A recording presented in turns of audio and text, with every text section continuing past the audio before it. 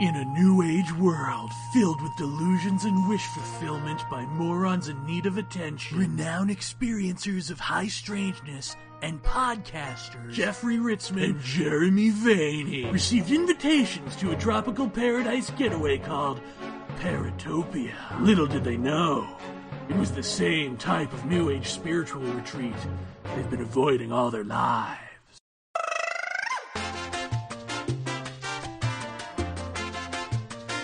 Oh, don't be shy.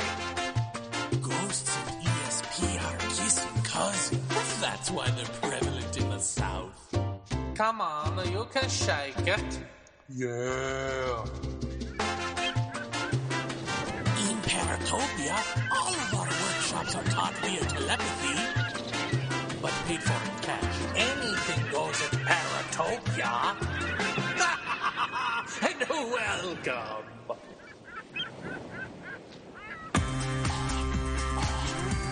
You're listening to Paratopia on 105.3 New Orleans. Unless you're trying to listen to it on 105.3 New Orleans, in which case you're probably not hearing us. Funny how that works. Paratopia, everybody, Paratopia. Paratopia. It is me. It is me. It is JAV. Jeremy Vaeni coming at you. I don't know. I'm working on my radio voice. Anyway, we have a very special guest. Ooh, we don't mess around, do we? No. Other shows, they can tell themselves they're gold and brag about it all they want. We actually get the work done. Our guest is a contributor to NPR's All Things Considered. She is the author of Waiting for My Cats to Die, a morbid memoir. I'll let that sink in. She's author of The Restless Sleep Inside New York City's Cold Case Squad. And most recently, she is author of Unbelievable, Investigations into Ghosts, Poltergeists, Telepathy, and Other Unseen Phenomena from the Duke Parapsychology Laboratory. Guess which of those books we'll be talking about? Did you guess Waiting for My Cats to Die, a morbid memoir? You guessed wrong! Our guest also founded something called Echo, an NYC-based online service filled with people who log in every day to talk about whatever, work, love, how hard life can be, what's on TV. And if you've heard of it, it's probably because she wrote about it in a book called Cyberville, Clicks Culture and the Creation of an Online Town. All of that info and so much more can be found on stacyhorn.com, STACYHORN.com. Please welcome Ms.com, Stacy Horn. Stacy, thank you for being here, first of all. Thanks for having me. So your book is unbelievable, and you really delve into a lot of the psychic research that was going on at Duke. Give us the ins and outs of that. What happened? It sounds like you expected it to sort of be a cakewalk and kind of fun, and it sort of was, but it was actually more scholarly than you ever expected. What sort of research were they doing, and what happened with it? I went down there essentially thinking that I was going to be writing Ghostbusters. I thought it was just going to be this, fun, light book, and I was looking for that. My last book was about unsolved murder, so, I just wanted a lighter subject. So I was all excited. I couldn't wait to get down there, and I get down there and I go to the library, and they have over 700 boxes of archives, and so I start, opening up the first boxes. And it was all, mostly math, actually, math and science and a lot of stuff that I just didn't understand. And so my first day was a really hard day because I don't have a background in math and science. And so I'm sitting there going, oh, now what do I do? So I started going through the letters, and I had an easier time of it because in the letters there were writing to people and describing their experiments, so they were talking in English. And so I focused on these letters because it told me the story of what they were doing. Mm-hmm. And it ended up being fun after all because I learned a lot about science and how experiments are, designed and refined and how the scientific method works. But also it did turn out to be a fun thing because, every day I was going through these letters and, I never knew what I was going to come across. I would find letters from people all over the country. They were very well known at the time, so whenever anything strange happened, people would write to them and go, I had this experience, please tell me what it was. And so it was like this treasure trove of paranormal experience in America at the time. When you're looking at this stuff, do you get a sense of, or did you interview them and get a sense of how their sort of disdain for paranormal stuff stacks up against their actually studying it?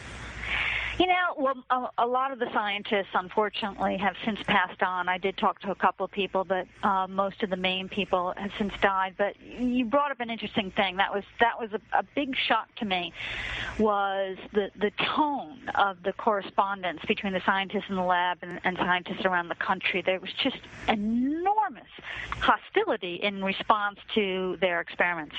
And I guess I should explain these experiments. They had started in the late 20s, and their initial mission from Duke was to use the scientific method to see if they could come up with evidence for life after death, to see if they could definitively answer that question once and for all. And so they started by studying mediums, which is what everybody was doing at the time. And this guy, John Thomas from Detroit, had actually paid for them to come down to Duke to look through, I forget, he had something like 800 pages of material. His wife had died, and he had visited mediums all over the country and then in Europe. So they started with that material, and what they found was that these mediums actually were able to provide a lot of information that there was no reasonable way for them to have it, like through normal means.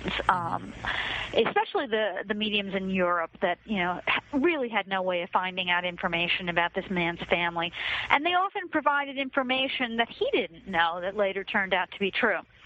So they satisfied themselves that, okay, these mediums were able to provide information that they couldn't have provided through normal means, but that doesn't mean that they're getting it from the dead, from his dead wife. They could be getting it through telepathy, and that is the ability to get information from other people's minds. So this information that the mediums were supplying may not be coming from John Thomas, that's the guy, from his dead wife, but could be coming from his mind.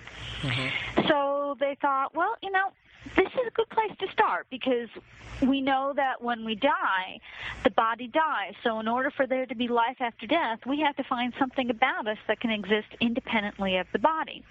And telepathy is a good place to start. So John Thomas at the time was very upset. He didn't want them, he wanted them to continue with the mediums because his concern was, am I talking to my wife or not? So they told him, okay, it does feel like a side trip, but, we cannot establish definitively, at least not in the laboratory, that these communications are coming from your wife. So let's just start here. It's just, it's just a place to start. If we can, identify, come up with evidence and identify telepathy, we can at least rule it out in some way. So it's a good place to start. And if we can find evidence for telepathy, it opens the door to the possibility that there's life after death. So we're going to start here. Mm-hmm. And so they devised these experiments to see if they could find evidence of telepathy. And what they did was they started with just a deck of playing cards, and they started with children, but then they moved on to Duke University students. And it was just a very simple student experiment. Could the students tell them what symbols were on these cards without seeing them or not?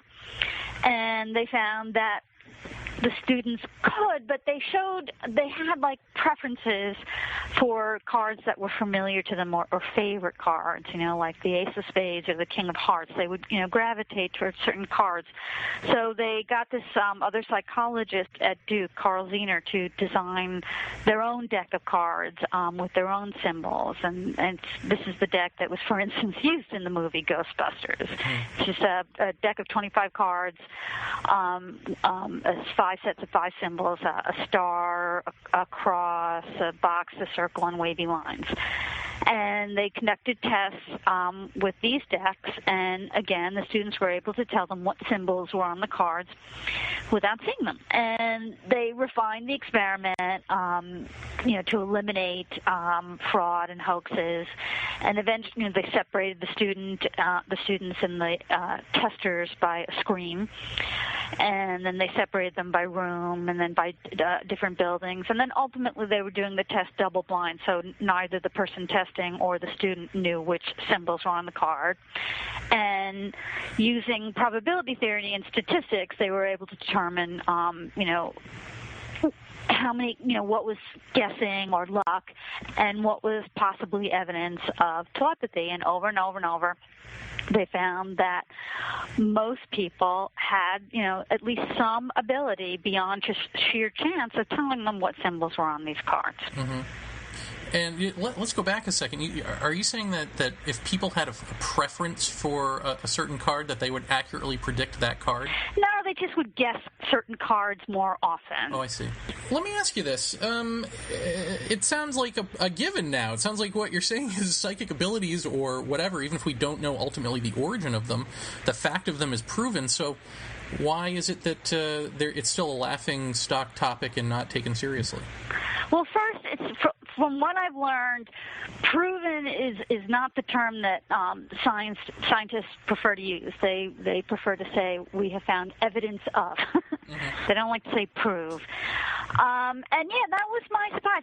So they published a book and papers about their experiments, and there was just an uproar right from the start. And in the beginning, there was some validity to some of their arguments about the test, like the controls weren't tight enough, and they had suggestions to refine the experiments. And so the Duke scientists did, and they still got results which showed evidence of this ability, which they chose to call telepathy. And the scientists just, continued to object. They continued to, say, okay, what do you want us to do? We'll change it. And they kept changing it, and they kept getting results which were never accepted, which is why I call the book unbelievable. And actually, you say in the book here, I want to get this right, so I'm going to read it from the preface that's on your website, stacyhorn.com. Ghosts are what survive of love. Real or unseen, they are a testament to love and the hope that no matter what, love lasts. And even though the parapsychologists at Duke wouldn't subscribe to that necessarily, you believe that that's sort of what they're testing out is love. I think that's ultimately what motivates people in this direction. I mean, if you just strip everything else away, it's the need to know that I continue, the people that I love continue, and these feelings that I cherish and the feelings that people have for me will continue. I mean, what's the point of life after death if I'm not there and the people that I love are not there?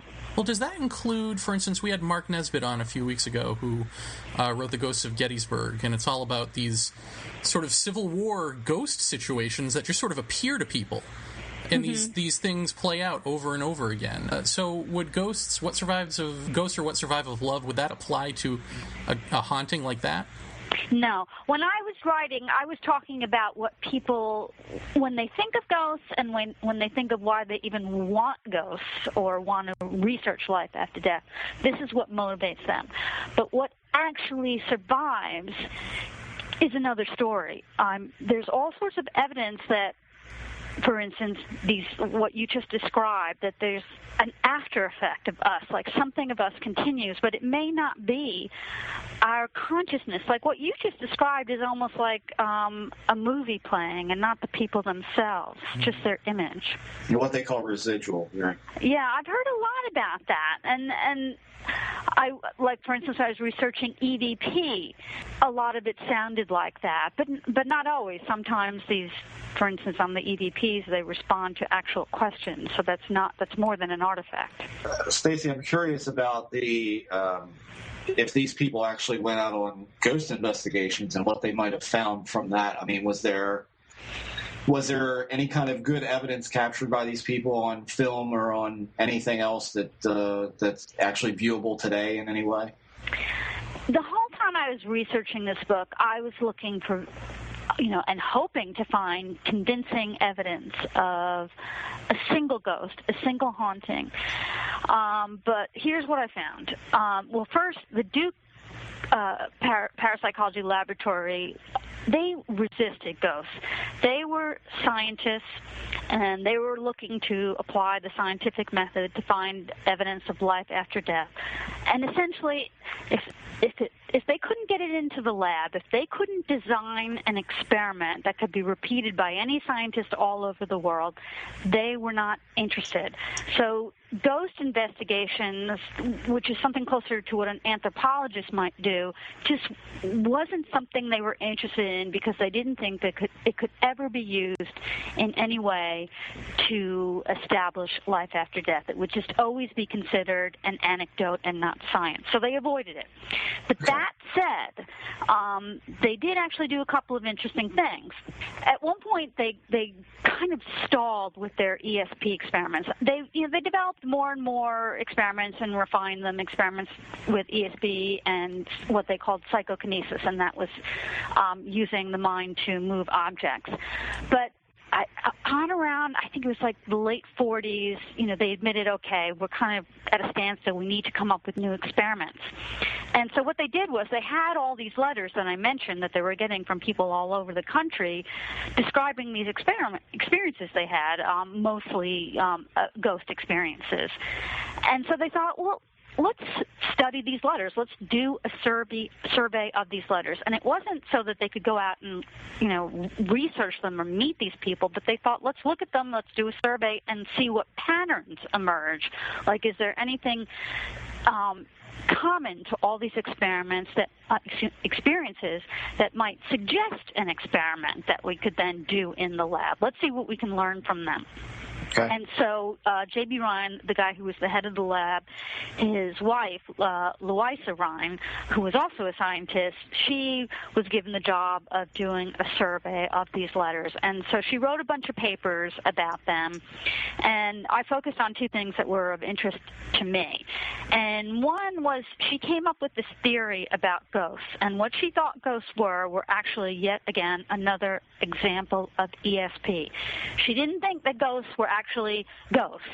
She thought they were these hallucinations that were created by the mind in order to bring information that was gained via the unconscious mind to the conscious mind. So the mind had some way of gathering information, but there had to be a way of getting that information to the conscious mind in a way that you could understand it. So the mind would literally create this phantom, usually a familiar person like your dead mother or something like that. And so the information that you got would come via her, because that is somebody you would listen to. But she didn't really believe that it was your dead mother. It was just this visual drama that your mind created in order for you to use and access this information that it was getting. That was her theory. Huh. But she admitted that her theory did not fit all the letters and all the situations that she heard about. And I had it in the book, but 3%. She said 3% of the letters in her collection actually did show possible evidence for ghosts. She didn't call them ghosts. She had a more distant term, like they didn't want to be associated with ghost research. I think she called it incorporeal personal agency, but she meant ghosts. Wow. But that makes it sound so much more important. Right? Excuse me? I said that makes it sound so much more important than ghosts, Well, she was a scientist, and she did not want to be associated with ghost research. And right. But she did concede that 3% of these letters, which is actually a lot of letters, did show possible evidence of ghosts. Huh. Well, I think it's probably likely that a lot of people that listen to our show have heard the term poltergeist thrown around the ghost realm a lot, and I know that most people who think of ghosts or a poltergeist, they're kind of separated as two distinctly different things. One being mischievous and destroying objects, moving things around, in general, not necessarily an apparition of any kind, but a poltergeist. Now, I'm curious if the idea, and I'm sure you may have ran across the idea that poltergeist activity is usually brought on by adolescent children or children going through puberty in a home where all of a sudden these things just start happening. And I'm curious if this is where this Duke University study, is that where this came from? Were you able to figure that out at all? That where these ideas came from? Yeah, where that notion of, pubescent kids, I think predominantly female, are associated heavily with this is what causes poltergeist activity, that it has more to do with the child growing into adulthood than it does any separate spiritual entity of some sort. That theory did not originate with them, but they were interested in it. They were interested in poltergeists because they believed that poltergeists were not mischievous spirits. They thought it was somebody in the house with more dramatic abilities of psychokinesis. Like most people that showed in their experiments that showed any ability towards being able to move objects could only move them the tiniest, almost infinitesimal bit. And so they thought poltergeists, it's hard to summon up things in the lab, but, any kind of ability, it's hard to summon it up in the lab. But they thought perhaps, in the field, these abilities of psychokinesis might be more pronounced. And that's what they thought poltergeists were. So they were always very interested in studying poltergeists, unlike ghosts. They were more curious about poltergeists. And I did write about one poltergeist case that they did research. The problem was whenever they heard about a poltergeist case, by the time they heard about it, it was over because these things are usually fairly short-lived, apparently. They go on for maybe weeks or months, whereas hauntings can go on for years. So they did, in 1958, they were told about a case in Seaford, Long Island in New York, and they called up the family and asked, if it was still going on and would they welcome help. And the family said, oh, God, yes, please come help. And so Gaither Pratt, one of the scientists there, literally got on the plane that day and was in New York a few hours later. And he gets to the house and knocks on the door. He opens the door, and something immediately crashes in the basement, and there was nobody in the basement. So they all go running down to the basement, and I think it was a record player. And while they were all in the basement, something crashes upstairs. Something on the dining room table was pushed off the table onto the floor. So he's really excited. It's like an active case, and he stayed there for a month, and he wrote this, I forget, something like 45-page paper, and he studied 67 events that had happened in the house, some while he was there, and concluded, I believe, that 17 of them could not be explained by normal means. And he ultimately decided that this was a genuine case. I mean, he couldn't pronounce that the case a poltergeist case because, again, there's no way of proving that one way or another. All he could say was these events, like things moving off shelves and tables or coming off walls, were moved when there was nobody there to move it.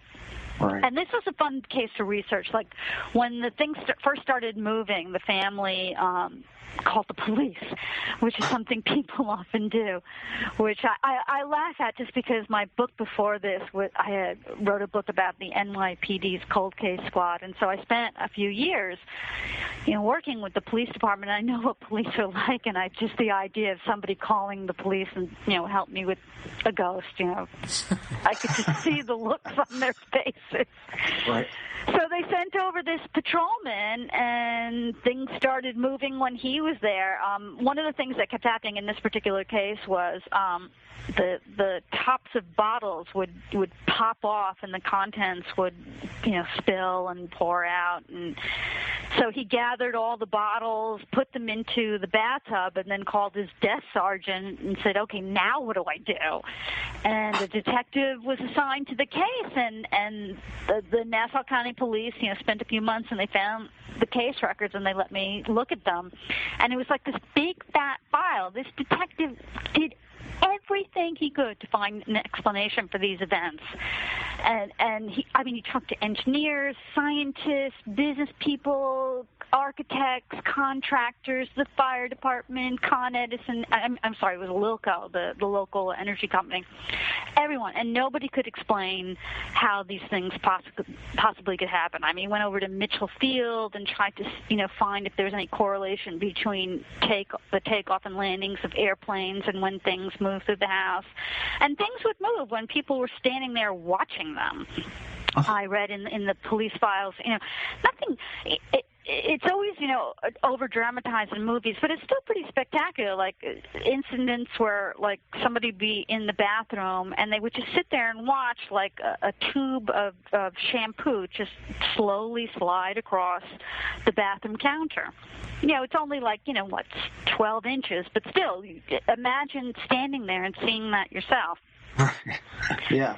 And so the detective, unfortunately, he had passed on as well, but I tracked down his daughter, and I spoke to her, and I said, do you know what your father thought? What did he really think?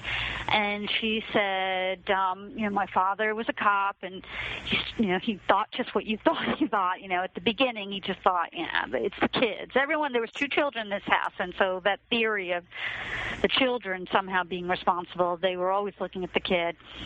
And she said, one day he was there investigating, and he had the boy by the hand, and they were just about to go into the basement where they had just heard a noise, and something hit him on the back of his legs, and he turned around, and it was just a small metal statue of a horse, but there was nobody around who could have thrown that at him, and he just, she said, for the rest of his life, he didn't know where to put that, and he also concluded that the case wasn't a hoax. And I found this, like, everybody I found alive who worked on this case said the same thing. They go, I don't believe in ghosts, but it wasn't a hoax. I don't know how to explain it, but those things, happened. Those things went flying. They fell off shelves. Pictures were knocked and crucifixes were knocked off the walls, and, those kids were not responsible for that. It sounds a lot like the scientist answer, which is kind of where all this seems to be going, is that the scientists actually investigated these things, and they go, yeah, there's something there, but I don't know what it is. I mean, it seems to be like the pervasive thought here is that everybody knows there is something going on, but they can't quite put their finger on it in any real meaningful way or any kind of provable way. That's the tragedy of the story, I think. I mean, I think they established that they came up with this evidence for what they chose to call telepathy, but they were unable to learn anything about it, so they could never explain it, they couldn't enhance it, they couldn't control it. All they could do was over and over and over to show evidence of it. Huh. Well, I'm curious what... go ahead, Jeremy. Oh, I was just going to ask, was there any military interest in any of these studies? I wrote about some things. The Office of Naval Research gave them a grant at one point to study homing pigeons to see if they were using ESP to find their way, which they were never able to determine. And at one point, I think it was the Army hired Ryan to see if dogs could use ESP to detect landmines, because landmines at that point were starting to be manufactured in plastic, and the existing equipment they have couldn't detect plastic. So they were trying everything, essentially, to find landmines. So Ryan was able to do tests and found that the dogs could detect landmines, but unfortunately it wasn't 100%, and they were not interested in anything that was not at least approaching 100%, because this was a lethal situation. It was a matter of life and death, and like 60% was just not good enough. Mm-hmm. And then I found a report from 1963 where the Air Force had literally built an ESP machine, a random number generating computer, but in their tests they found no evidence of ESP. I'm really curious. I mean, I know something that can be tested and checked out in a lab is a Ouija board, and I'm curious if they ever got to that or what their end result of that was. They didn't think that there was anything to Ouija boards. They thought it was all the subconscious of the person operating the Ouija board. They did not think it was spirits, anything to do with life after death. They thought it was solely the subconscious wishes and desires of whoever was operating the board. So they did not study Ouija boards. Huh. And actually, I don't know about Ouija boards myself. I didn't study them, but as I was reading these letters, I came across a lot of letters from people who were writing them about the messages that they were getting from the Ouija boards, and it was always horrible. I mean, nobody ever, at least not in the letters that I came across, no one ever got good news from a Ouija board. It was always these terrible things, like this one I came across, I think I included in the book, where this Ouija board told this woman that she had to choose between her son or her parakeet.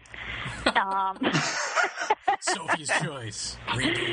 Yeah, so she chose her son, but they were always like very, very disturbing messages, and the people that writing them, you can only tell so much from a letter, but they always seemed like people that were disturbed to me. Have you ever used a Ouija board? Yeah. Was it spectacular or was it nothing? I always got messages that didn't really make any sense, but I thought it was fun myself. I mean, when I was doing it, I was a teenager, and it was just, me and my friends, and it was fun. Mm-hmm.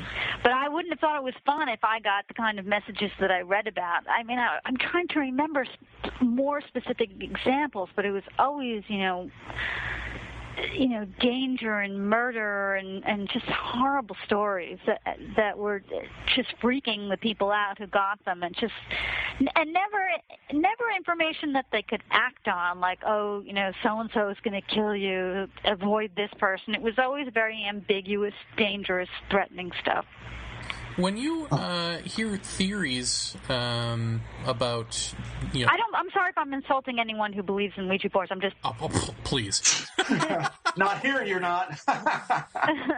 No, I was going to say, when you come across these theories about that it's all in the mind, or the mind somehow playing out, projecting outward some external image that interacts with its environment in some virtual reality sort of way.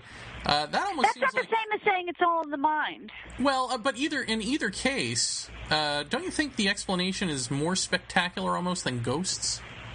Yeah, why do they go to that as if that's like a better explanation or more palatable explanation? I guess I should. No, I agree completely. I end the book with, to me, so I didn't find anything that was terribly convincing to me about ghosts, but I did find the experiments for ESP convincing. Like, I looked into all the objections to their research and found that the objections were not valid, and the research is solid.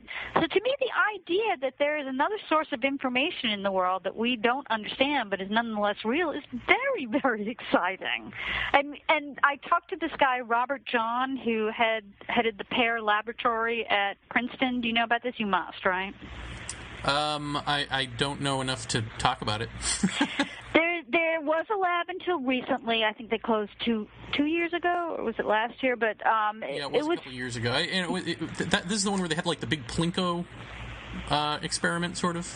I didn't study their experiments. When I talked to Robert John, I wanted to talk to him more on a personal level, because as I said, the whole time I was researching this book, it was just, I saw all this hostility that came at these scientists their entire life. It was just like these snarky, nasty letters and papers written about their work and op-eds and critiques. It was just really nasty. And I couldn't imagine having to withstand a lifetime of that. Like, when I write a book, if I get a bad review, it feels awful, but it's, one or two bad reviews, and it's just over. Like, the reviewers leave me alone after that.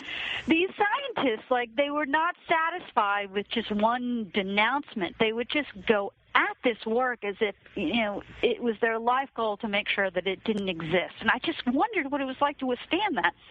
And also the objections to the Rhines, like a lot of the scientists tried to say, well, the Rhines, their PhDs are in botany, for God's sakes. I mean, if they were real scientists like physicists, perhaps we would have been more open-minded about their experiments. I mean, they tried to say that it wasn't the experiment so much, but that the Rhines were not real scientists. And if real scientists had done this, we would have paid attention. So Robert John, who headed the Parrot Laboratory, is a physicist, and he was the dean of, I think it was applied engineering at Princeton before he started this lab. So he's a real scientist. I mean, there's just no way that you can get around it, and yet he had the same reaction to his work as Rhine did. They weren't any more accepting towards him than they were towards the Rhines. In fact, people with Nobel laureates have gone on record as saying that the research is valid and indicates something that needs to be explained, and they're not listened to either. But so when I went to interview Robert John, I wanted to just talk personally, like, what was it like to spend a lifetime and get this kind of response? And as you can imagine, it was not a pleasant thing, and he has resentments about his peers. But I forget why I brought him up. There was something to do with what we were talking about. Ouija boards? Oh. Oh, yes, now I remember. So I said to him, okay, all that aside, it is very exciting to me, these experiments, and how do you explain them? And he was talking about the need for science to start looking and trying to think about the possibility that there's an information field, like there's a gravitational field, there's a field of electromagnetism. Maybe there is an additional field, an information field, and we have to take this into account when we look at the forces operating in the universe. And I thought that was a very interesting way of putting it, because when I was researching the book and researching their experiments, that's what it felt like to me. It didn't feel like I didn't get the sense that there were personalities out there trying to communicate. It just felt like the information was just out there in some way, and people were just tapping it in only the most crude way via these ways that the Rhines chose to explain as telepathy and clairvoyance. But it's not understood. So now whenever I get a scientist who's willing to talk to me about this, I ask them to just mull it over and think about these things. And I do find here and there scientists who, are open to these results and thinking about trying to explain them. I found a very interesting quote in another book from Freeman Dyson, very famous physicist, who says that he believes ESP exists, but he thinks that because emotion seems to be such a necessary component, that we will never be able to find a laboratory experiment to be able to produce it, because there's just no way of controlling emotion in a lab, which is something the Rhines did find themselves too, that how people felt seemed to have something to do with their ESP abilities. Did you ever, were you ever invited along on any sort of ghost hunting expeditions or anything along those lines? Well, no. The Duke Parapsychology Laboratory didn't do that kind of thing, and it exists today as the Rhine Research Center. But it's more, they do continue to do experiments, but they don't, as far as I know, they themselves do not conduct research in that area. So that was the focus of my book. So no, I didn't do anything like that. I mean, I'd love to do something like that, but I haven't been invited. Do you pay attention at all to alien abduction, UFO type stuff?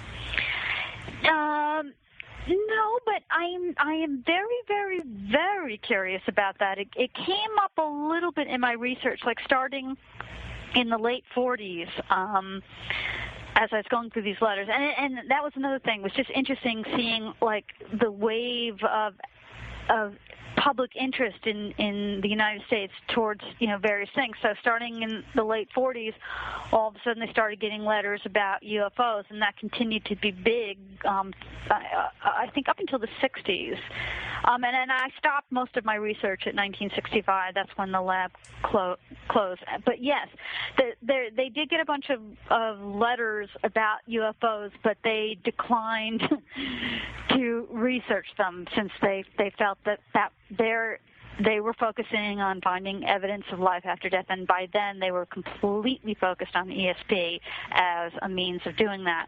And UFOs had nothing to do with this mission.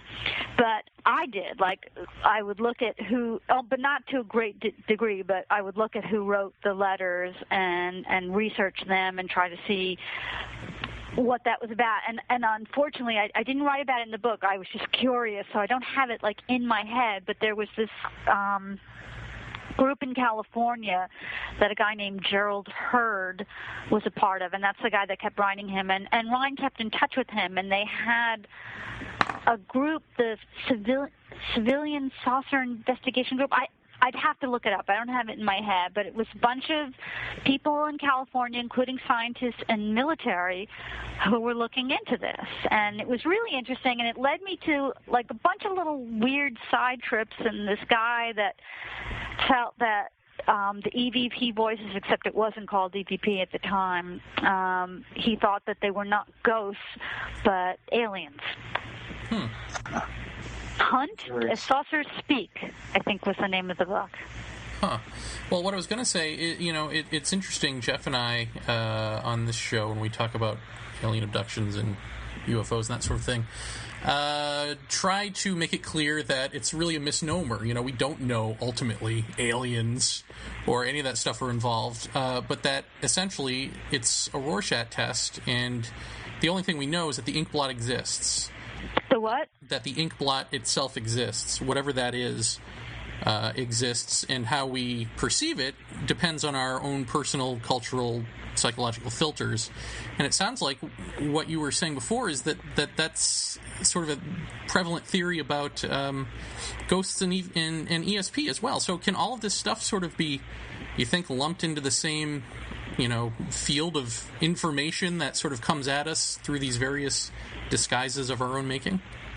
Perhaps, and it's interesting that you use the word filters, because that's what Robert John uses a lot too. He believes that there's various filters that explains what information is transmitted and to whom or how. It's just we don't know what those filters are yet, but there is some sort of filtering. And I looked into this guy in Canada, Michael Persinger, who also is looking at things like this. But what you just said is very interesting. Like, and I do want to talk about that, because when I was, one of the things that Louisa Rhine discovered when she was doing the survey of the letters of people's experience with ghosts, one of the things that she noticed and what I wrote about was people hear ghosts more than they see them. And so when I read that, I just, I was at my computer, so I Googled auditory hallucinations and found that there is all this research, current research, which seems to indicate that a lot of people hear things, and it's not mental illness necessarily. It used to be felt in the psychology community and psychiatric community, the medical community, that if you heard voices, it was a sign of some sort of mental illness, schizophrenia or many other things. But they've now since amended that. I mean, sometimes it is evidence of schizophrenia, but they found that perfectly normal people, with no mental illness whatsoever, hear voices. And, I mean, there's study after study after study that seems to corroborate this. They study various groups, college students, all these groups, and find people hear voices. In fact, ever since then, like if I'm in a group of people, I'll go, anybody hear voices? And there's always people in every group that say, yes, I hear voices. And it's not, voices that tell them anything frightening, and it's not voices that say anything at length, but from time to time they hear voices.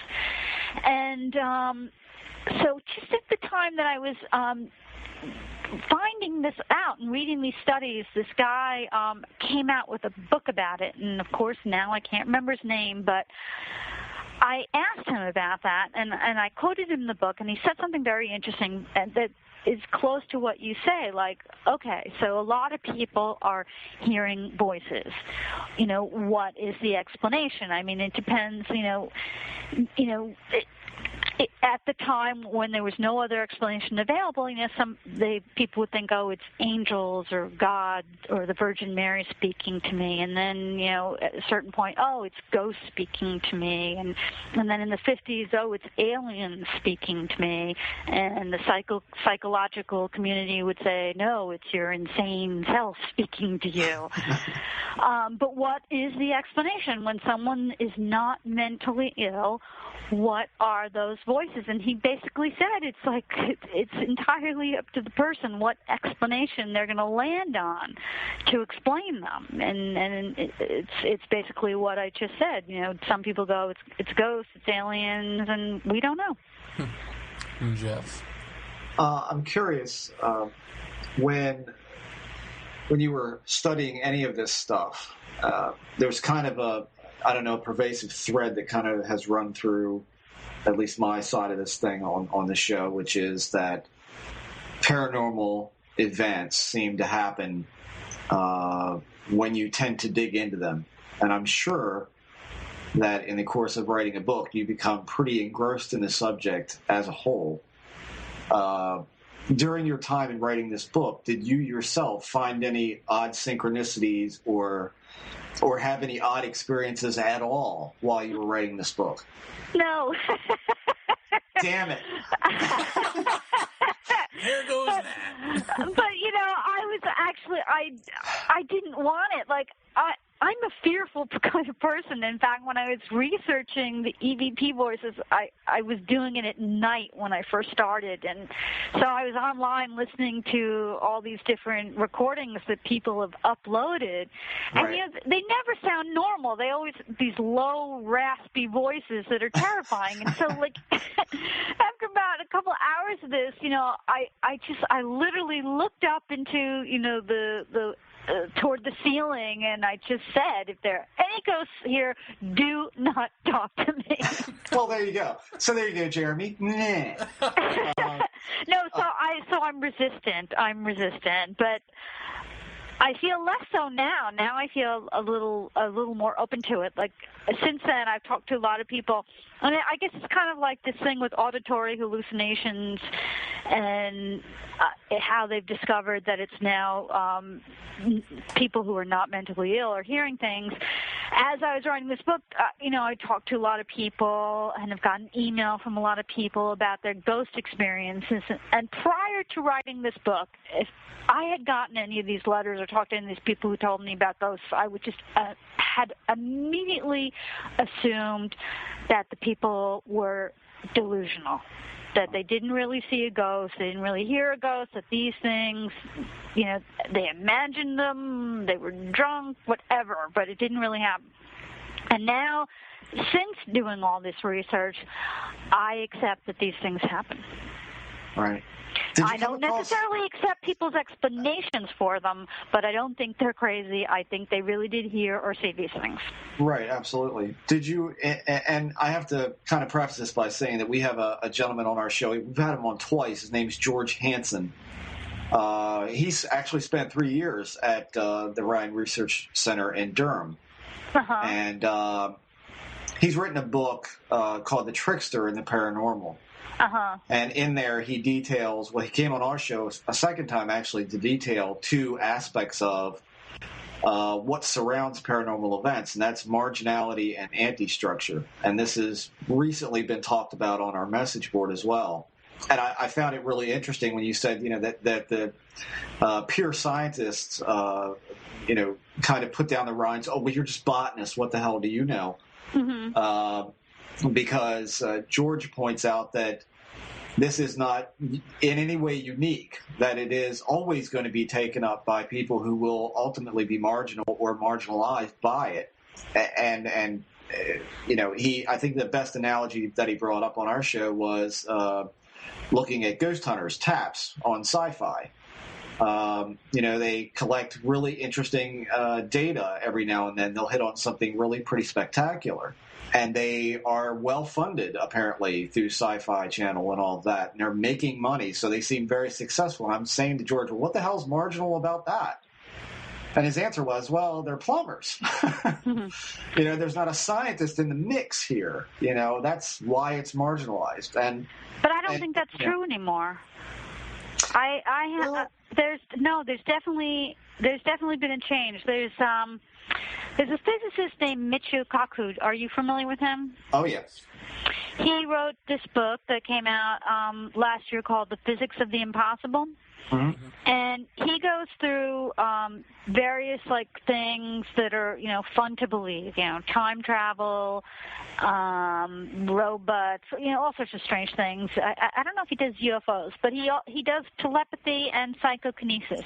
And he goes through all these various things, and he talks about whether or not they violate the laws of physics as we understand them, and if they are theoretically possible. And he puts telepathy and psychokinesis in the category of things that do not violate the laws of physics, so they are theoretically possible. And I talked to a physicist at Stanford, Andre Lind, who's very well known. He's the co-author of the Inflationary Theory, which I'm not a scientist, so I can't explain it, but apparently it's a big deal. And I talked to him about, whether or not, he could mull over these results and what explanation he might have for them. And he pointed me to something that he wrote that I just loved, and I quoted in the book. And it was a part of his paper, and it said, a paper he wrote, and he says, is it possible that consciousness, like space-time, has its own intrinsic degrees of freedom, and that neglecting these will lead to a description of the universe that is fundamentally incomplete? And what he's basically saying is something very similar to what the Rhines were saying, but and they always thought consciousness, by the way, a better understanding of consciousness would explain these effects. And they didn't have access to quantum mechanics at the time. I mean, it existed, but it was not something that was really understood except for, a very small number of people at the time. So he's basically saying consciousness could have its own intrinsic degrees of freedom. So he's basically saying be independent of the physical body. And he's not saying it does or it doesn't, but he's saying it is possible, and we should perhaps look at this. And if we don't look at this, we may not understand completely how the universe operates. And so when people like this, like him and Kaku and Freeman Dyson, who comes right out and says, I believe ESP is real, I think we do have evidence of a slow acceptance. And I think quantum mechanics may have a lot to do with it. Mm-hmm. Yeah, well, I think that's definitely helped matters a little bit. I do agree with you that a lot of the scientific community is starting to at least look out the corner of their eye at it more so than they ever have before. And the people that are saying stuff like this are not getting ridiculed. It used to be that the minute you showed an open mind about this, you were considered a nutcase. Oh, absolutely. And nobody's calling these people nutcases. Right. Except maybe certain skeptical communities, which are... But they have a bias and agenda, so... Well, absolutely. And that's the other part of my question here is how many skeptical people have written you and have said, all sorts of explanatory things to you about your book and what you may or may not have reached in the end of it. I ignore them because they're not objective, and unlike Ryan, I'm not interested in engaging. If you have an open mind, fine. Otherwise, I'm not going to waste my time. Wow. You're not bitter. No, I don't want to be bitter, which is why I won't even begin. Wow. Well, you're smart. Your blood pressure is probably excellent. That's damn good advice. I wish we listened to that. Yeah, that'd be nice. I know. One person reviewed my book and took it apart, but the only way they could take it apart was basically say that I said things that I didn't say, and then say that I like omitted stuff that I didn't omit, but like they said, I didn't take into account luck, like I didn't explain that when I was explaining probability theory, and I explained all about this stuff. I mean, they just had, the only way they could tear me apart was by lying. Yeah, they see what they want to see. Yeah. So what, now for you personally, as sort of, as objective as you can be, the objective outsider, the writer culling through all this stuff, what is your takeaway? What's your theory on it? I don't. I'm not a scientist, but I think I mentioned I did end my book with, I said there seems to be another source of information in the world that we cannot explain. We don't know how this information is transmitted. We don't know how we process it, but we seem to have this ability of gathering information that has not been explained. And I think that's very, very exciting. Wherever I go, I try to find out, I talk to people and try to find explanations for it. There's these theories about parallel universes, and so I've asked, scientists, could it be, just a leakage of information of some sort from another universe? I mean, nobody will answer that. Nobody that I've spoken to will answer that question. But it's to me, it's exciting, and I wish I was a scientist so I could explore that question myself. Do you sort of land more on that it's us talking to ourselves, or us, it sounds like you're saying us accessing something, but do you think that there is something trying to talk to us? I don't know. Every once in a while I read something that does seem to indicate consciousness, like a personality, but most of it doesn't to me. Most of it's almost like the information is out there like a big cloud of the internet, that somehow I'm wirelessly accessing, and it's not conscious. It's like some, invisible library. I don't know how to describe it. And we're just tapping into it rather than someone communicating to us. But I don't know.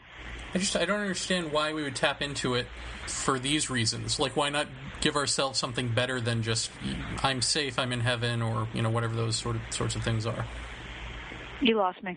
Well, in other words, why not tap into it for, like, cool mathematical formulas, or a way off this crazy rock, or, some real information that you can use, as opposed to just sort of grandma coming back and saying, I'm safe and I'm in heaven. Yeah. Yeah. What does it say about us that the quality of information we're tapping into is kind of superfluous, or reassuring in some way, but not really deep or meaningful in a larger sense, I guess? That's because the people who are relating these kinds of stories, that's the information that they are looking for. I mean, when I go on the internet, for instance, using that analogy, I'm researching one thing, you're researching another, my brother is researching another thing, you find the information that you're looking for. You go to the library and you pick out the book that you want, and you read about what you want, and you learn what you want. But our methods for accessing them are so crude that there's really no way of knowing what information is even available to us. That it could be vast and much more rich and dense and useful than what we've tapped so far. Well, also, Jeremy, let me point this out. If you watch the film that was posted on our message board about fractal geometry, Arthur C. Clarke basically hosted this thing and said that fractal geometry was an amazing discovery, probably the biggest mathematical discovery ever. And then but its practical uses weren't really known. Like, what do we really do with this? And wouldn't you know it, the guy who found out what to do of a practical use for this thing got it in a dream on the anniversary of his father's death. So, could that be related to all of this kind of thing, that maybe something meaningful is coming out of it, like cool mathematical theorems and all that kind of thing? Yeah. But Stacy, I would be a really bad guy if I didn't read this and ask you a question about this, since you've written this book. And I'm reading this, Stacy Horn, my second book, Waiting for My Cats to Die, a morbid memoir. Came out in 2001. It's about my midlife crisis on one level, but really on a deeper level, it's about this. I don't want to die. So, Stacy, how do you feel about that now that you've written this book? It doesn't change anything. Like, there's nothing that I found in my research that indicates that I am going to continue beyond death. Your cat will be happy to hear that. No. I mean, I hate to say it, but the fact that the world is full of information, there's nothing in there that says that I will always exist to access it. Alas. Which doesn't mean that I won't. I'm just saying I didn't find that. And I didn't find that within the research at the Duke Parapsychology Laboratory. I mean, it could be elsewhere. I focus my research on their work. Mm-hmm. Well, I mean, what you found in that was a big question mark, essentially, really. I mean, correct? Yes, it is a big question mark. Like that guy I mentioned in Canada, Michael Persinger, he's a neuroscientist, and he did these experiments where he said that certain areas where paranormal activity is reported, he discovered was electromagnetically noisy, is what he said. And he spent a long time writing down the patterns, again, not a scientist, so I'm probably describing this wrong, that would emerge at these places, and he built a helmet that recreated them. Right. And people would put, you know about these experiments? Oh, absolutely, yeah. So I talked to him. Well, I'll just finish. So people put on these helmets, and they see things. They see apparitions, either ghosts or some people see angels, devils, Jesus Christ. But when I was speaking to him, a lot of what he said, or rather we were emailing, it started to sound similar to things that Robert John had said to me about filters, which you brought up before. And so at a certain point I said to him, so he was talking about these patterns that come and go. And I said, well, is it possible that these electromagnetic patterns represent consciousness of some sort that is intermittent? And he said yes. So I tried to pin him down a little more about if he thought then that meant that there was such a thing as ghosts, except I didn't phrase it that way. I wrote about it. I forget how I put it. And his answer was kind of long and convoluted, but he basically said maybe. So was he? I didn't expect him to say that because he's famous for not saying that. Right, exactly. He seemed to think that I thought he thought that the helmet seemed to indicate that it was just these electromagnetic fields and it was not consciousness, but he seems to be open to that possibility. So he's saying essentially that the electromagnetic fields aimed at certain parts of the brain may not be hallucinatory as we think of it, but rather open up perceptions that we don't normally have. Right, like it's consciousness expressing itself in this way. Wow, we got to get him on the show. Perhaps he's not saying it is. What? Yeah, we got to get him on the show. I mean, I think that'd be a great guest as well. I mean, you should read his papers. I actually did read them, and they were very, very interesting. He has investigated, some of these places, and the stories are interesting, regardless of what you believe. Mm-hmm. Wow. Well, we should probably wrap up here. Is there anything that you want to promote? Any sort of event coming up or anything like that? Just my book, Unbelievable. I worked very hard. I spent years writing it, tried to do a good job, tried to be fair to everybody. All right, I'll Larry King it. The book is unbelievable. The guest, Stacy Horn. Thank you very much. And if people want to learn more about you, they can go to stacyhorn.com. Your book is available everywhere, correct? Yeah. I think at this point it's harder to find things in bookstores. It's easier to just go to Amazon or Barnes & Noble or whatever online bookstore you use. Okay, very good. Fantastic. Well, Stacy, thank you so much for spending an hour with us, and don't be a stranger to these parts. Thanks for having me. I had fun. Hi, this is Richard Dolan. You're listening to Paratopia. Wait, Paratopia Radio? No, Paratopia is fine. That was good. Thank you. Get that last part, too, where I say, wait, Paratopia Radio? Hi, this is Bill Burns from UFO Magazine and UFO Hunters. You know, there are several ways that you can get UFO Magazine. Yeah, we know, Bill. We know. Just shut up. Just give us one way. Don't tell us you're psychic and, give it 8,000 phone numbers and take 15 minutes of our time when we just want to hear the show. Just tell us how we can get UFO Magazine in one way. Okay. Just go to www.ufomag.com, subscribe online. You happy? Yeah, was that so hard? Actually, harder than you know.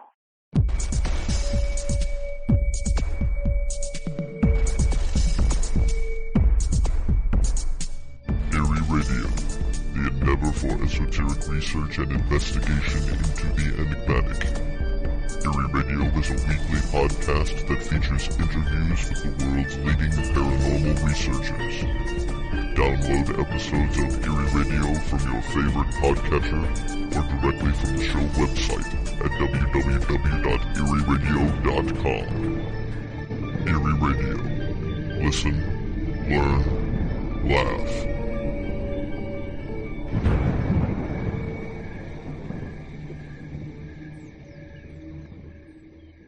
So, young Jeffrey, as you were going to piddle,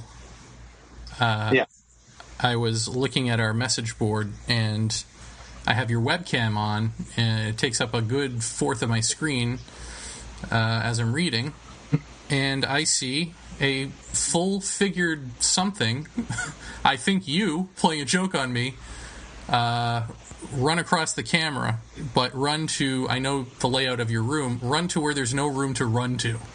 Right, all my guitars are on that wall. So, what did I just see? Well, I'm not sure if we mentioned this on the show or not, but when Mark Nesbitt was here, and I'm not sure how many people even realized that when Mark Nesbitt came on the show, he actually came to my house and came to the home studio to sit down and do his interview, which was really great, being able to be face-to-face with somebody to do an interview for a change. It was great. And his lovely wife came with him, and they spent the, maybe half hour with us beforehand and maybe a little shorter than a half an hour after the interview. And they are or have worked with a lady named Lane Crosby, who is going to be a guest on a future show. And Lane is a medium. And normally, I have to admit, and I'm sure that Lane won't mind me saying this because we've corresponded in emails back and forth about her coming on the show. I wasn't a big believer in that kind of thing. I maybe thought some people could do it, but certainly not. It certainly isn't a common thing. I don't think. So I don't know. I never put much stock in it. Mm-hmm. And at any rate, while Mark and I were doing the interview, Carol, Mark's wife, called Lane. And Lane got on the phone, and they put her on speaker, and my wife and Carol were sitting out in the living room. And Lane actually remote viewed the house. And apparently, when she does remote viewing, she can see spirits in the house, if there are any. And she said that she saw a woman who was surrounded by flowers, elderly, little, sweet, and she is the most rooted to this house, the new house that we live in. And that's pretty consistent. The previous owner of the house, his wife passed away from cancer. She was, I think the fact that Lane saw her in association with lots of flowers was kind of the big killer for me, because the gardens here at the house are unbelievable.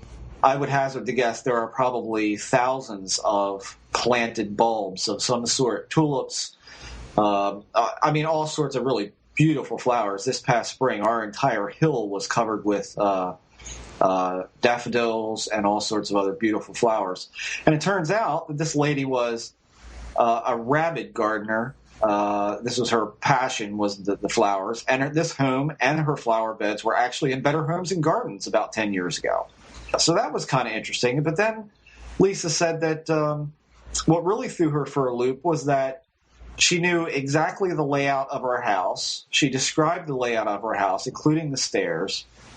she also said that there was someone sitting with a green shirt on in the corner, which would have been my son, who was sitting in the corner in a green shirt. And that kind of like really impressed me, to be honest with you. And that's predominantly why I asked her, would you come on the show and talk to us about what you do? And she's agreed to do that. So we're going to be doing a future episode with her. But she also said that there was a man in the house as well, but he is more or less on the stairwell or in that area, that he tends to hang around that area. He's an extremely grumpy guy, and that's about all she could get from him. He was very, I guess, in the background a little bit. And she said there was also another female in the house that was attached to a piece of furniture. Now, immediately, when I think of something like that attached to a piece of furniture, I immediately go to one of two things. I have a rocking chair that is just about 200 years old, and I have a last rites box that belongs to my family all the way back to my ancestors in Germany, and it's been used for all of them when they died. And those are the two things I think about. She said, I'm seeing something with the drawer. It's not the chair. And she kept repeating, it's not the chair. It's not the chair. But we hadn't even mentioned the chair. So again, that impressed me. And it turns out that it's actually a table that we have, that we bought at auction, that's extraordinarily old as well. She said that is the woman that I saw near the dining room table, which I thought was my wife, which I talked about previously. That's who that is. I mean, again, she just really floored me with what she had to say. Did she say what they want? No, apparently the female associated with the table is in and out. It's not like she haunts the house. And apparently, the older lady who is the most prominent, I guess, is just a previous owner. She didn't die in the house, from what I understand, but I do know that the neighbors have told me she's very sweet and had beautiful gardens that, after she passed away, fell into neglect. And I can personally attest that I sweated about 9 gallons of sweat this year trying to get them back in shape to where they should be. And I'm failing miserably without her help. So, because we don't know what's a weed and what's an exotic flower. But she said, there's nothing to fear really from any of them, but she wouldn't be surprised if there were sightings of strange things in the house. And I have had some really strange experiences in this very room and out in the living room.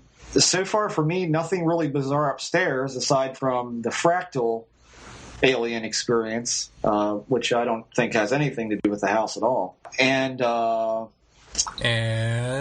what else? There's too much going on. Did you talk about, or do you want to talk about, I don't know, the alien that peered around the corner and then you saw it in your window? Yeah, what the hell? That's the spirit. I don't care anymore. I'm already ruined, right? I mean, so yes, you're I'm already a nut, so what's the matter, right? I mean, you don't play that halfway, right? So yeah, I actually have a hard time remembering it. Why don't I remember this, Jeremy? I don't know. I remember. I remember what I saw, but I can't remember what led up to it. Why can't I remember that? Were you asleep? No. Oh. It was paralysis. It wasn't a dream. This was just laying down, and I listen to a podcast every night. I listen to Eerie Radio just about every night going to sleep. They have so many episodes that I take my pick every night, and I play a few a week. And if you haven't heard of Eerie Radio, www.spookylogistics.com. Eerie Radio. And love you guys. Listen, and learn, love, laugh. Leviathan. What other words are with that? Leprechaun. Anyway, hey guys. And anyway, I was listening to a podcast, just the very beginning of it, and I was laying on my right side, which faces the doorway, and kind of had my arms outstretched out from underneath the covers, and all of a sudden I start feeling like I can't move my fingers, I can't move my elbows, I can't move my upper arms. It started to go down my chest. Everything else was mobile, but there was this like this panic set in, and I started saying no, no, no, because I know from prior experience that sleep paralysis for me does not work that way. Sleep paralysis for me, I wake up, I can't move, I freak out, I jump, I jerk, and I get out of it. This you really can't shake off, and it is a very creeping feeling, and I recognize that immediately in waking states as this is the onset of some sort of experience. And I just remember saying no, no, no, and I managed to kind of like pull back towards the middle of the bed, and it seemed to pull off of me. So I kind of sat up for a second, and I looked around, and I'm not seeing anything, and I laid back down and put my headphones on. And the minute that I put my hands down, it started again. This creeping up now it's up at my ankles and my feet, going to my knees, up my arms, spreading onto my chest. And it is absolute immobility. And I start saying again, no, no, no, no, no.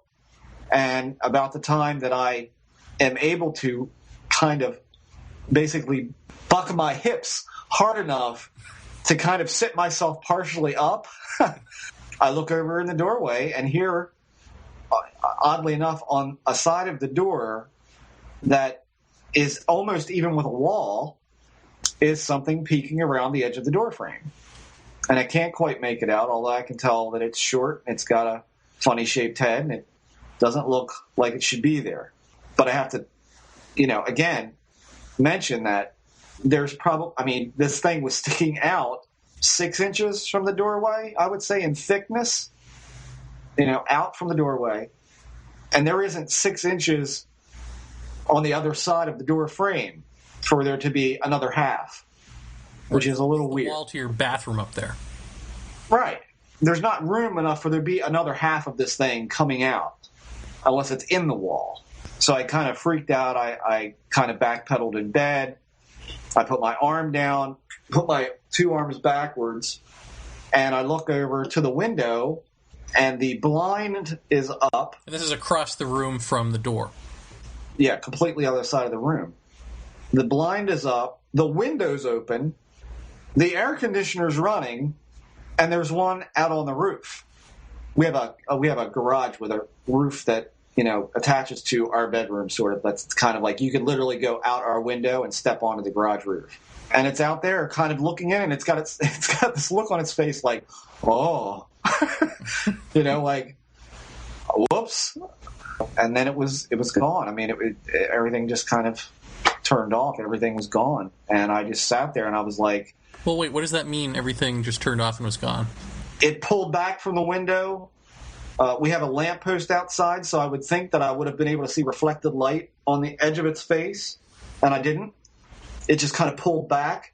I looked over at the door. It's gone from the door, but I know how dumb this is going to sound considering I didn't see anything run across the floor, but I think it was the same one. Maybe in two places at once, or maybe being non-physical, maybe it just was one place and then another, but it seemed like it was trying to get away from me. I don't know. I mean, that was just my gut feeling that it's the same one out on the roof as was just standing by the door. And that was really, that's it. I mean, that's really it. At that point, my wife's asking me what's wrong, and I'm like, didn't you see that? And she wasn't awake enough to see anything. So I don't know. I mean, it's really, I gotta say, she woke up after this happened? She woke up towards the end of it when I was looking at him out the window. That's when she said to me, "What's the matter?" And I was like, I said, "You didn't see that?" Did she look out the window? Yeah. And she didn't see it? Well, it was gone at that point. It was gone. I mean, you were seeing it, and it's right, at the same time she... No, not at all. I mean, by all likelihood, I wouldn't have expected her to see it. She was looking at me, and I'm looking at it, and then it's gone, and then she basically says, "What's the matter?" And I'm like, "You didn't see that." And I remember being aggravated, like, again, here it is, and you don't see it. So I don't know what to make of that. Then I woke up or wasn't asleep, but when they thought I should have been or something like that. I don't know. Well, maybe it's more like the sort of coming over and pushing you on the shoulder and taking a few steps back to see what you'll do. Mm-hmm. Or like a little woodland creature, like creeping up toward food that you have out in your hand, and then running back and then running toward it and then running back and trying to sort of make sure you're not going to slap them around. Well, I thought what you said was funny. I even said to you on the phone when I was telling you about it that I don't necessarily think that I'd run if they just stayed where they are. Don't come at me. Just stay where you are. Stay in that part of the room that I can just about make you out, or I can make you out okay, but just stay there. Don't come at me. And I don't think you have to make me not be able to move like that, because I don't like that feeling at all. I really don't like that feeling. And again, that's a loss of control, and I wouldn't like the idea of laying there, and that's reminiscence of being a kid for me, is laying there and not being able to move and seeing things moving around you and not being able to do anything about it, not being able to get away or push them away or say wait or anything. And your point was, well, the minute that you felt it coming on, the minute you started fighting it and saying, no. So they probably had every reason to be a little afraid. So I don't know. I mean, I did, however, what I forgot to tell you was that I did have a dream that next morning, right before I woke up. I dreamt about when I crushed the one's face when I was younger. I dreamed that very, very vividly. I dreamed that again. And that again was right around 2:15, 2:30, somewhere in there. Mm-hmm. So I don't know. Have you told that story on the show? Or before, that you had crushed one's face? I think so. I think I did mention that before. I mean, there's not a lot to tell other than I grabbed one by the face. I put my thumbs right on the bridge of its nose, right in its center of its face. When I squoze, it crumbled like old newspaper. It was like paper. It sounded like paper. It crushed like organic? Paper. It felt like old paper. It felt like a really old paper mache mask. Like that. Anything underneath it? Not that I can remember. Did it make a sound? Was it in pain? Again, it was like the feeling like it wasn't there when I grabbed it. Like I grabbed it, it was physically there in my hands, but it was gone already by the time I'd gotten a hold of it. Huh.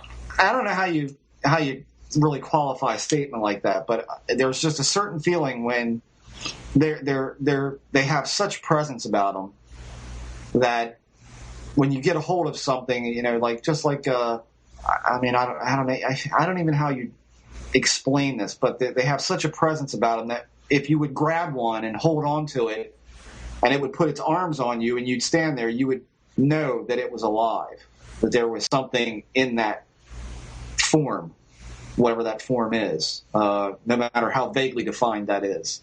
But when you grab one and they're not there, you feel like you're holding just an object, like a plant, like a vase or a computer mouse, or you don't get any feeling from this, Whereas if I shake hands with somebody, you're touching something that's alive. When I grabbed that thing by the head, it was just about immediate, like, oh, I'm out, And when I squoze, it crushed. I mean, my fingers went right through it, almost like it was made of multiple layers of paper, old paper, like onion skin, like phyllo dough, like baklava. It was kind of that kind of that baklava, phyllo dough. Mm-hmm. It just crunched and turned to like a not an ash, but like a not quite powdery, like fish food, like like goldfish food, like that. That's what was kind of like what was all over me. And of course, when I woke up the next morning on the floor, there was no trace of anything. But there's an overwhelming odor of like wet cardboard type smell. So that's kind of that in brief, in extreme. I don't think you ever told that on this show, at least. Well, it's out there, I'm sure, on the net or on other shows, other podcasts. But so bringing this back to Stacy Horn. So what does that do for you? Or I guess given these situations, between ghosts and a medium and so-called aliens. Does it work for you to reduce this to some sort of information field that we are either accessing or somehow interacting with that maybe is alive itself, interacting as all of these different things? Does that really work for you, who is someone who's experienced the variety of things? I mean, that's so broad to me, really. I mean, a field. What does that? I mean, what does that mean? What, you know? I don't know. Layer, information layer. Yeah, I don't know. I mean, I don't know. You know, that's reducing it to something so simple. I don't think it is simple. I think it's. I think this whole thing, in a nutshell, the whole perception of things and I very much got into what she was saying about the spiritual stuff, where people are seeing something that appears to be real in front of them, or at least takes on this form, but it is something else. It's not necessarily that person's spirit talking to them. It's something from inside. I could see that, but I can just as easily see it as something outside of us that wants to impart some message or whatever. Or maybe that part of it is wishful thinking that, you know, Nana and Papa are on the other side and they're okay, and I know they're okay, and therefore I'm going to feel better about losing people. So I don't know. I think reducing it to a field that we're just kind of like, you know, tapping into, you know, that's a little broad for me. I think it's a lot deeper than that. I think there's definitely the filters in play, like you brought up, and that was brought up by Jeremy Vaeni, spelled Vaeni.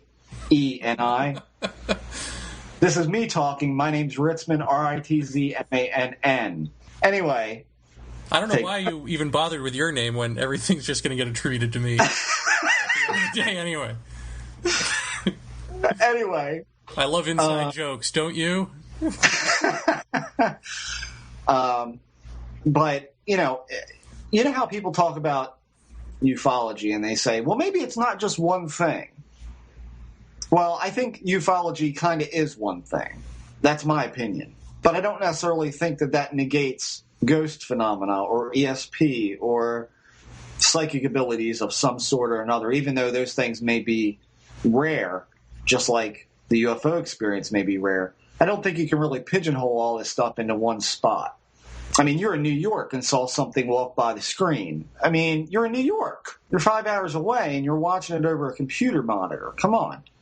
I mean, there's something going on there besides individual perception of things. So my question is, you know, how does that stream of that information layer, how do multiple people experience something together? How does a tandem event happen? Are you both tapping into that same inkwell at the same time? I mean, it doesn't work for me really, but I think there are multiple paranormal things going on, but I think they are connected by something. That's the something I'm looking for at this point, is what's the connective part. And I think it's more to do with us and our perceptions or lack thereof that make these things rare. I think if we were a little bit more in tune or evolved or whatever you want to call it, I think that these things would be a lot less rare. Mm-hmm. Which is how I think disclosure is ultimately going to happen, is that at some point it will be something everybody knows, and then everybody will experience this, and it'll be like, yeah, I saw that. I've seen this, I've seen that. It won't be a weird thing anymore. Well, I was glad to hear her say that that things are changing in academia, you know, that sort of goes with what I've been talking to the people at Harvard about.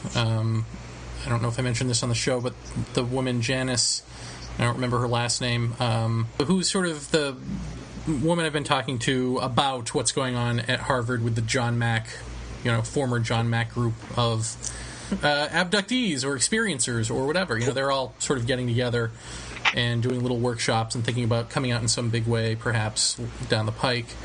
And she told me that, she's also does work for NPR as a reporter, and that when John Mack was alive, I mean, just think about how few years it's been since he was alive and being ridiculed for his work. But she said in that short amount of time, things changed to where even if scientific and media communities don't believe this stuff, they aren't laughing at it, just like Horn said. And she said the reason is, to her eye anyway, is that the story is still there. Even after they've laughed at the backwater hicks and the seemingly smart people and the scholars, I mean, it just is ever-presently there. It doesn't matter how much you try to laugh it off, it's still there.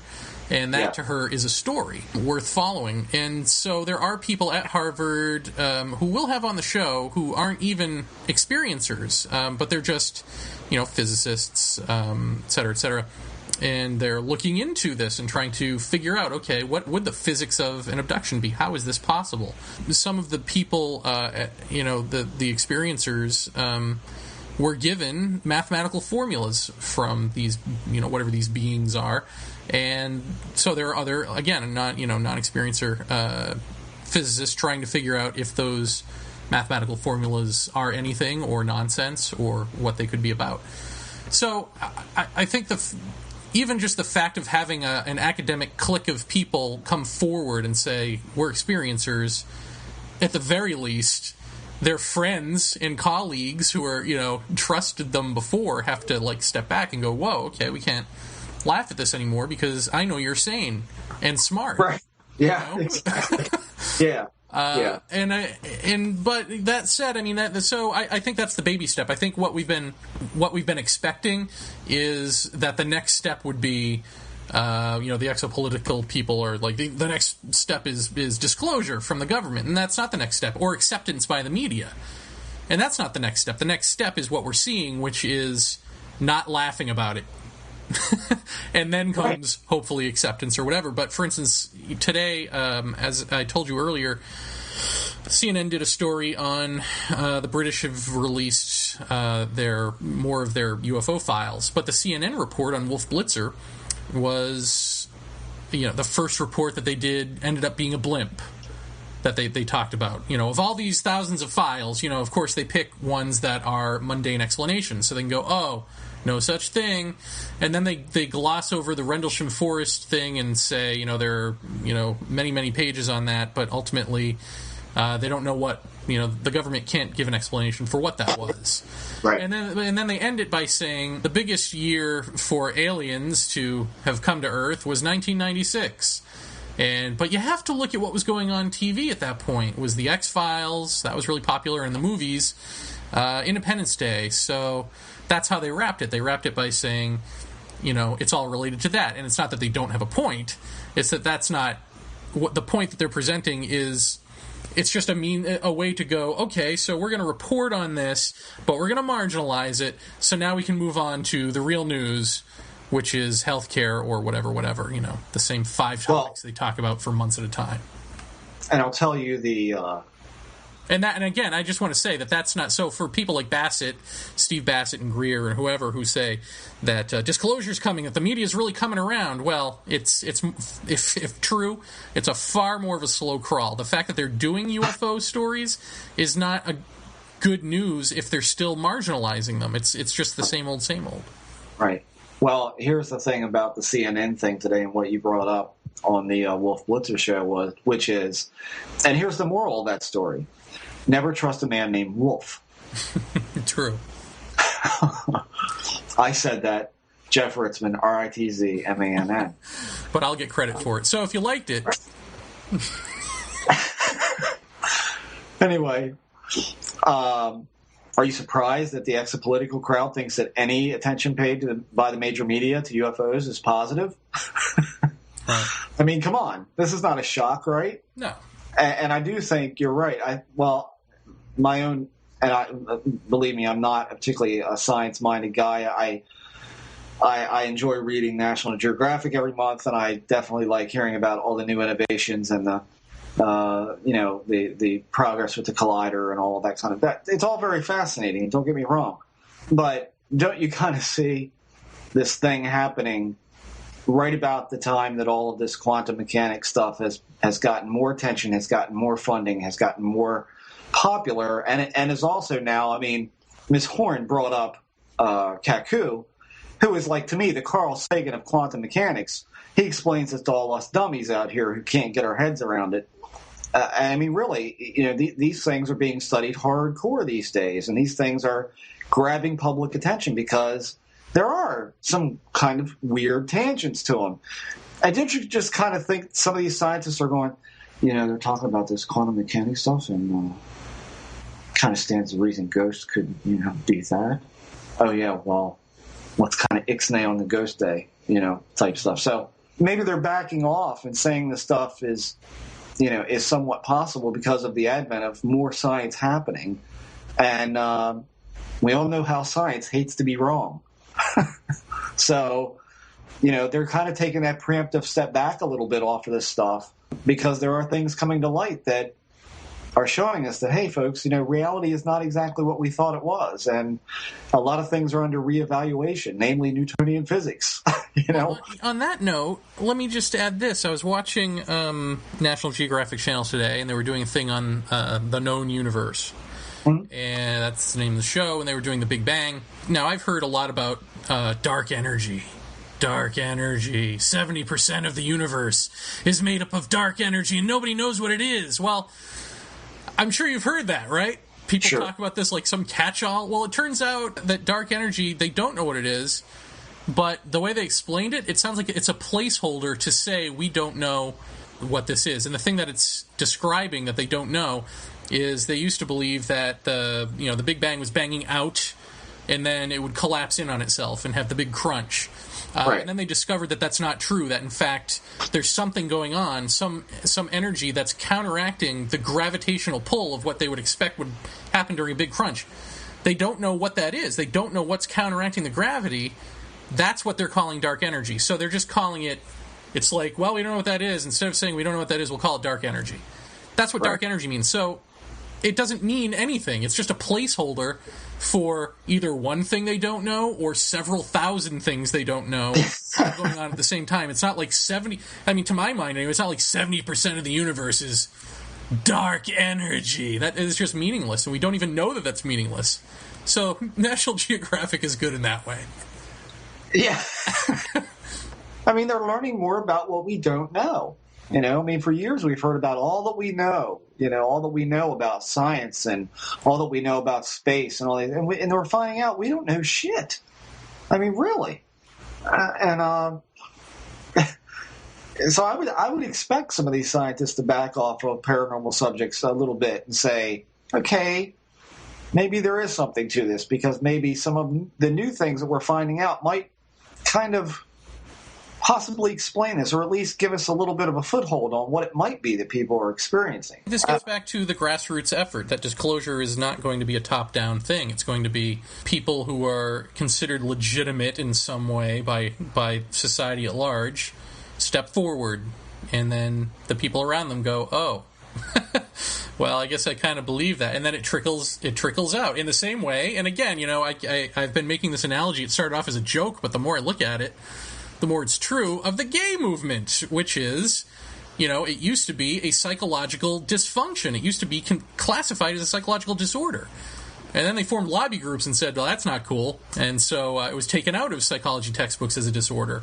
And essentially, for that to hold, it's just got to be about gay people going, mom and dad, aunts and uncles, cousins and brothers and sisters and friends and family. But we're just like you. We just kind of like sex with ourselves. And then anything wrong with that? Right, no. But I'm saying it's the acceptance of that by friends and family to where all of a sudden now it's normal. Now it's like, oh yeah, everybody's got a gay relative. Who cares? Right. And I think it's going to be the same way with this stuff. It's going to be like, oh yeah, Uncle Jeremy's an abductee. So what? It's something that everybody knows. Yeah. And then once you have that step in place, then it can become about, well, okay, so what is this? What is this that's actually going on? Now that we're done laughing at it and all of that, it's all of that we've just discussed. And then one more thing, which is that I think people just don't buy government, military, I don't even want to say cover-up stuff anymore, because not just that, but just ridicule. I mean, just their answers are bogus. And so if their answers are bogus, then, it's not so difficult to take what we're saying at more face value, I guess, than there was before, if not complete face value. I mean, I think the only stumbling block when you say about, people from academia coming forward and saying, this happened to me, the only stumbling block I see with that is that there are psychological conditions that, that do exist where a person is completely lucid and smart and intelligent and creative in every possible way, except that one thing to which they are batshit. Yeah, but what I'm saying is, I think those types of things, those apply when you're looking at something, not when it's your friend. When it's your friend coming to you and saying, this is happening to me, it's a lot harder to, put up that wall of academic horseshit and say, well, you're schizophrenic or you're this or that, because you've known that person, And I think for right or for wrong, I think having that personal interaction is the thing that changes people's minds about this. They can no longer just sit back and be armchair skeptics. Now it's in their house, Yeah. I mean, when you talk about the trickle down from that, I think that could definitely explode into something more, because what if we weren't experiencers ourselves of some pretty weird stuff, and we met someone who had, and we said, wow, that's really strange. I believe you. I believe something happened to you. I don't know what it is. And then, in your travels and your other circles of friends, you meet someone else who's had something similar happen. I mean, there you go. There you get it from two spots where you know both people who are not connected in any real way, except being your friend, and they both had this experience. It could trickle that way, absolutely. But when you're talking about, and this is what everybody's rallying cry is, science needs to study this, well, that's all well and good if science is, if we're talking about scientists, one scientist saying to another, this happened to me, and that same scenario playing out, that may be one thing, but I think it's going to be met with a lot of resistance from the psychological community. I think it's going to be, I still think people who haven't experienced this will never understand what it's like. I mean, hell, for that matter, half the people in ufology don't even understand what it's like. Mm-hmm. Because it's been painted with a broad paranoid brush. So, all of these things are going to be obstacles in the way of certain things, but it's going to be slow, and it's going to gradually, you would think that something coming out like this, like what you're talking about with Mac's group, that's a great thing. I don't necessarily believe that that's going to be the start of the overturn, or even a small part of that. It might be. I tend to think this is going to be a thing where people just talk about this in general conversation, and it becomes something that, well, I listen to Paratopia, or I listen to Eerie Radio, or whatever. They begin talking about it, and eventually this becomes something everybody just knows and talks about. Right. Yeah. And the fact that, Charlene has seen a flying saucer doesn't really mean that much anymore, because so is Bob and so is Jill. Right. So now they're more comfortable to talk about something like that. So it's acceptance versus disclosure. I mean, which do you think is more important for a healthy society? To have something from on high come down and command it at you? Aliens exist. We've known about them all along. Right. But now let's give us money for war or peace or whatever. Let's make it a political function of our society. Oh, fuck you. And not only that, but we've lied about it to you for 60 plus we've lied to you for the last 85,000 years, but now you finally get to know and don't throw us in jail. No. Right. I think it just makes more sense to have sort of a groundswell of acceptance and not an elitist disclosure. There's my catchphrase for the next X conference. That was said by Jeremy Vaeni, V-A-E-N-I. Doesn't it say something when, just say, for instance, something as explainable and mundane and hoaxy as the Derry UFO over in Ireland that I debunked on ATS and on the second eclipse as a candy held outside the windshield, for Christ's sakes.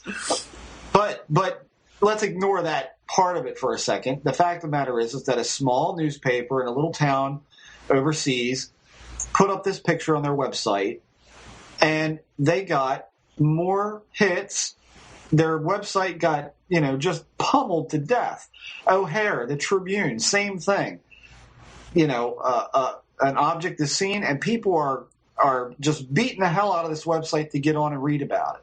Don't you think that says something about the people who will all poo-poo this stuff in a public way, that there's so much attention. Anytime something happens, it is this deluge of people going to hear and read about it from the source of which it came. Mm-hmm. I think that speaks a lot to the interest that there is for this, and the fact that not only do people want to talk and debate about it, but they want to hear what happened. They want to know. They want to see that picture. They want to talk about that information. And I think the very fact that happens on such a huge scale, and I think I'm not sure how long it's been, but the two biggest search terms on the internet were porn, sex, and UFOs. Right. That's going to be the title of my book. Now, I mean, it's a huge interest. There's a lot of interest for this for people, and in the paranormal in general, I think, it's the same thing. You'll see these huge numbers that these places are putting up as like, our server got absolutely crammed last night. Well, that's got to say something. That's got to say there's a lot of interest. I mean, people always talk about UFOs and ghosts and all that. It's a fringe subject. That's a niche subject for so many people. And I don't think it is. I think there's a hell of a lot more people interested in it than we really give it credit for, or that people really give credit for in it. I would recommend to the Harvard people, and I'm going to go down there. I guess it's the end of September, beginning of October, somewhere in there. They've invited me to, participate in some way in one of their little workshop deals. And I will recommend that if they do decide to do some big public event, what may be smart is to go through and figure out who are the Stacy Horns of reporter world. Who are these authors and these reporters who are not affected by the subject but have an interest in esoteric type subjects, have shown that in the past that they're at least willing to write articles on them and be open to them, and bring those people together in a room and do a presentation for them. If you can bring those people from around the country, reporters who are actually interested, and not just invite all reporters, people who are just going to bash it and all that stuff, then I think you have the giant trickle up, the groundswell, because then they will report it, and it will be positive or at least neutral, Well, I mean, as long as you get reporters who are willing to treat it like Stacy did, or writers, authors that are willing to treat it in an intellectually honest way. I mean, that's really all that is required of it. That's it. Is that so much to ask reporters? I'll wait. I'll keep waiting. They never. I'm going to go to the bathroom. Really, that's all it boils down to. If they're willing to treat it in an intellectually honest way, that's great. I think I'll tell you what really is the smartest thing to me that came out of this interview is what Stacy said about skeptics, is I don't entertain them. Because they've got an agenda too. And God knows we've seen that, haven't we? Because we all know Bentwaters Woodbridge. We all know that what Sergeant Peniston laid his hands on was actually a lighthouse, right? We already know that. It's sad and yet thrilling at the same time that this revelation, this giant, huge revelation she gave us, that Persinger said maybe. I mean, just think about, to me that's like earth-shattering news, and yet it's just a maybe from a guy who's doing skeptical research. It says a lot that that's the case, I guess. Yeah, that's something I know you and I have talked about when we brought that guy up on the air before. That so what does that mean that people see these things when different parts of the brain are stimulated? Does that mean that it's all in their head, or does it mean that they're perceiving different things that normally can't be perceived by normal, by just normal everyday life? Well, anytime you see him on a show, it's all in their head. Well, yeah. He never says maybe. I'll tell you what got me to thinking initially about that whole idea of are they perceiving something differently because of the stimulus to their brain. And I'm not sure if it was Persinger's work that they found this in or not, but I remember way back in the day watching Sightings, and the good doctor was on there with his God helmet and doing these experiments, and he talked about the near-death experience, that he could simulate the tunnel, all of that kind of stuff happening, but the one thing that was missing was the light at the end. There was no light at the end of the tunnel for these people, but the tunnel happened, and all of those other kind of things happened. And I thought right then, I was like, because they're not dead. or dying. There's nothing there because that, that entryway, that door isn't swung open wide because you're not wanted yet or you're not expected yet or whatever. I mean, I thought that was kind of telling. If that was his work, I don't exactly remember who they were talking about. I'm pretty sure it was. But the light was absent. I mean, I think that's really curious. Mm-hmm. So, the fact that he says maybe, that's pretty huge. Pretty huge. All right, Paratopia. Good discussion. Yes. Thanks to Miss Stacy Horn. Yeah. Lovely woman. You got to have her back at some point, Absolutely. Yeah. I mean, that was good. That was a good interview. Very proud. Go buy her Very book proud. now. Very proud of you, Jeremy. Yes. What? You're proud of me? So very proud of you. Oh, Jeff, thank you. I'm proud of you as well. Oh, good. That's Jeff Ritzmann, Ritzmann. Now, do you want to explain before we go why this is happening? Why don't you explain it? Okay, I'll explain it so that you don't feel like you're going to look petty if you explain it, which is exactly why you're not going to explain it. Yeah, because it sounds dumb. But it's true. For some reason, call it the trickster, call it Charlie Brown syndrome, I don't know what you want to call it. Jeff has a habit of, feeling like a non-entity in this in this field because, frankly, other people get the credit for his work, and now that we're working together, I seem to be getting the credit for things that he says. And he'll see this on our message board. He'll see it on other message boards. Oh, yeah. And I keep telling him it's the trickster thing that's finally going to break us up. He's going to finally explode and be like, my God, I can't take this anymore, Vaeni. So if we call it out as it is, maybe it'll just go away. The trickster will have to find some other way. Right. Jeff says things independently of me, and then I get the credit for them. Well, I don't think of it in terms of credit. I think of it in terms of, guess what Jeremy Vaeni said this week? Blah. I'm like, no, I said that. That's weird. Why would somebody? Do I sound not like just it? once or twice? This happens pretty much consistently throughout the week. It's stuff. Oh yeah, yeah.